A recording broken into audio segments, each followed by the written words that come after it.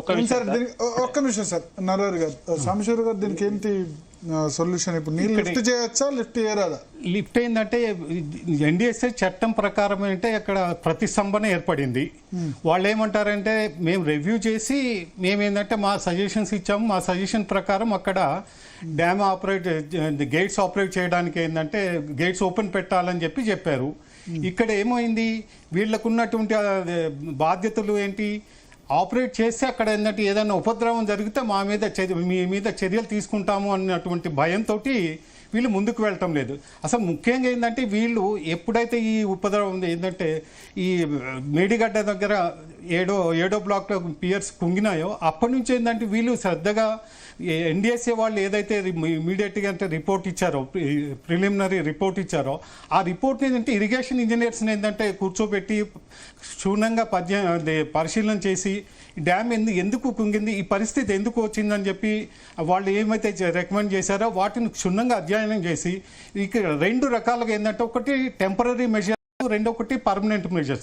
Permanent measures ఏంటంటే వాళ్ళు చెప్పినటువంటి ఏంటంటే ఈ మేడిగడ్డ ఈ బరాజుల్లో రెండు రకాలుగా ఏంటంటే సబ్ సర్ఫేస్ ఒకటి, తర్వాత సర్ఫేస్ హైడ్రాలజీ రెండు రకాలుగా అంటే ప్రాబ్లమ్స్ ఉన్నాయి.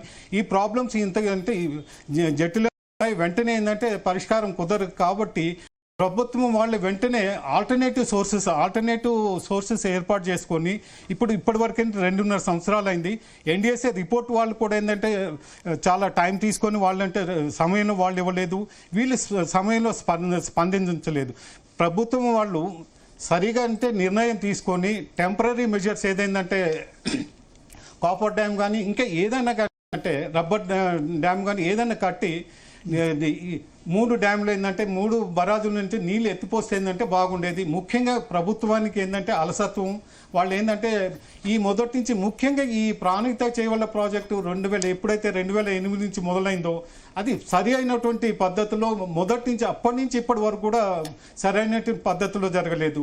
ముఖ్యంగా అది కాంగ్రెస్ ప్రభుత్వం ఎప్పుడైతే 2008-9లో మొదలుపెట్టిందో డిపిఆర్ లేదు, తర్వాత అంటే ఏమి లేకుండానే వాళ్ళు ఏంటంటే కాంట్రాక్ట్లు ఇచ్చేసి అడ్వాన్సెస్ తీసుకొని ఏంటంటే వాళ్ళు 28 ప్యాకేజీలో 27 ప్యాకేజీలో పని మొదలు పెట్టడం జరిగింది. ముఖ్యంగా హెడ్ వర్క్స్ ఎక్కడి నుంచి అయితే నీళ్లు తీసుకురావాలనో అక్కడ ఏంటంటే అక్కడ ప్రతిష్టంభన ఉంది. అక్కడ మహారాష్ట్ర వాళ్ళతో ఏంటంటే అనుమతులు తీసుకొని మొదలు పెట్టాల్సినటువంటి మొదలు పెట్టలేదు, అది ఘోర తప్పిదం. తర్వాత రెండవది వీళ్ళకి ఏంటంటే ఈ 165 టీఎంసీలు ఎత్తిపోసి ఏంటంటే ఇరిగేషన్కి తర్వాత డ్రింకింగ్ వాటర్ ఇండస్ట్రీస్ ఏదైతే ఇవ్వాలో వాళ్ళు సరి అయినటువంటి ప్లాన్ లేదంటే ముఖ్యంగా రెండో పంట రబీ సీజన్లో 21 టీఎంసీ వ్యవసాయానికి ఇవ్వాలి, తర్వాత సుమారు 36 టీఎంసీలు ఏంటంటే ఇండస్ట్రీస్కి డ్రింకింగ్ వాటర్కి ఇవ్వాల్సినటువంటి అవసరం ఉంటే సుమారు 56 టీఎంసీలు నీళ్ళు అవసరం ఉంటే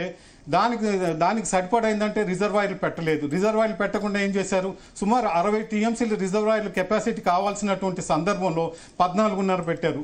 అంటే ఇది ప్రాపర్గా ప్లానింగ్ ఏంటంటే మొదటి నుండి కూడా ఏంటంటే ఈ యొక్క ప్రాజెక్ట్ ఏంటంటే ప్రాపర్గా ప్లానింగ్ లేకుండా తర్వాత అనుమతులు లేకుండా. ఇప్పుడు చేసింది కరెక్టేనా? ఇప్పుడు రీడిజైన్ కరెక్టేనా?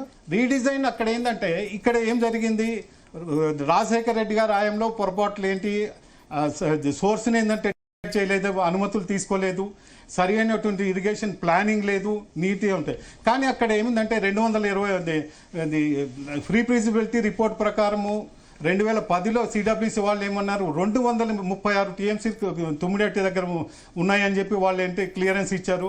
దాన్ని బట్టి వీళ్ళు ఏంటంటే డిపిఆర్ తయారు చేశారు. డిపిఆర్ తయారు చేసిన తర్వాత డిపిఆర్ని వాళ్ళు ఏంటంటే రివ్యూ చేస్తూ 1971, 2003-4 వరకు ఏంటంటే వాళ్ళు 205 టీఎంసీలు అక్కడ నీళ్లు ఉన్నాయని చెప్పి హైడ్రాలజీ క్లియరెన్స్ ఇచ్చారు.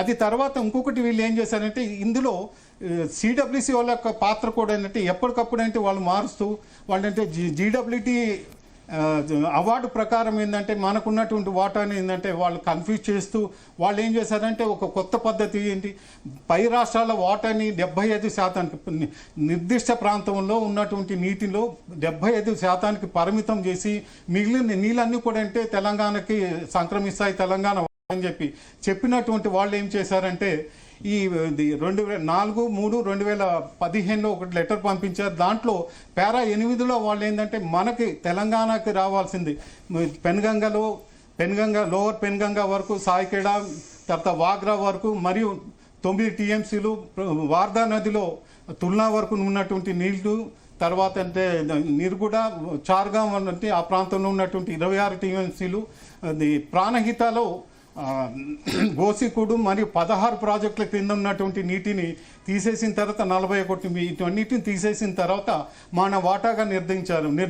మన వాటాగా ఎంత నిర్ధారించారంటే 165 టీఎంసీలను నిర్ధారించి అది ఫిబ్రవరిలో ఏంటంటే మనకి అది ఇంత వాటా ఉంది, ఇక్కడ నీరు ఉందని చెప్పి వాళ్ళు లెటర్ పంపించిన తర్వాత మళ్ళీ అదే లెటర్ 4/3/2015లో పారా 12లో వాళ్ళు ఏం చేస్తారంటే మేము సిడబ్ల్యూసి మరియు రాష్ట్ర అధికారులు కలిసి అనేక సంవత్సరాలు క్షుణ్ణంగా ఏంటంటే అధ్యయనం చేసి మా అధ్యయనంలో ఏమైనా తేలిందంటే 165 టీఎంసీలు అక్కడ ఉంది, అందులో 63 టీఎంసీలు పై రాష్ట్రాల వాటా ఉందని చెప్పి మీరు కావాల్సినటువంటి ఏదైతే నీరును లిఫ్ట్ చేయాలని చెప్పి అనుకున్నారో అంత నీళ్ళు లేదు కాబట్టి మీరు ఆల్టర్నేటివ్ చూడని చెప్పి అన్నారు.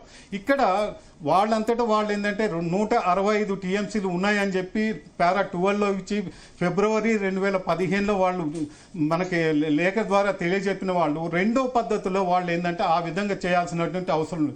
ఇక్కడ సిడబ్ల్యూసి వాళ్ళు ఏం చెప్తారు, ఇద్దరు మేము తర్వాత రాష్ట్ర అధికారులు ఇద్దరం కలిసి ఏంటంటే అధ్యయనం చేస్తే మా అధ్యయనం 165 ఉంది, అందులో 63 ఏంటంటే పై రాష్ట్రాల వాటా ఉంది.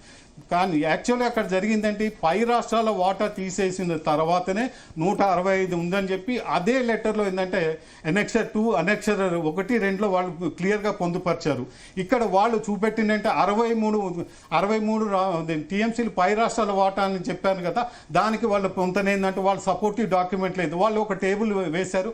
ఆ టేబుల్ ఏం చేశారంటే ముఖ్యంగా వార్దా నదిలో వాళ్ళు ఏంటంటే తుల్నా ప్లస్ ఏంటంటే ఇంకా మిగతా వాటర్ అంతా కూడా కలిపి ఏంటంటే వాళ్ళు ఏంటంటే పై రాష్ట్రాలకు వాటా వస్తుందంటే అక్కడ చూస్తే మామూలుగా అంటే సిడబ్ల్యూసి వాళ్ళు వార్దా నదిలో 1941-42 నుంచి 80 వరకు, ఆ తర్వాత లెక్కలు వేస్తే 174 ఉంటే ఈ యొక్క టేబుల్లో వాళ్ళు చూపెట్టిన దాని ప్రకారం అంటే 2800 టీఎంసీలు ఏంటంటే వార్దా నదులు.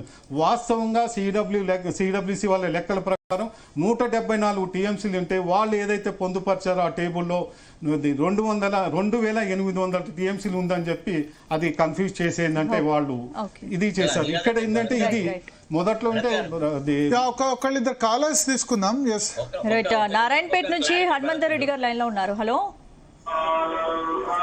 హనుమంత్ రెడ్డి గారు నమస్తే అండి, చెప్పండి. నమస్తే మేడం, చెప్పండి. డిబేట్ ఇప్పుడే పెట్టినా మేడం నేను.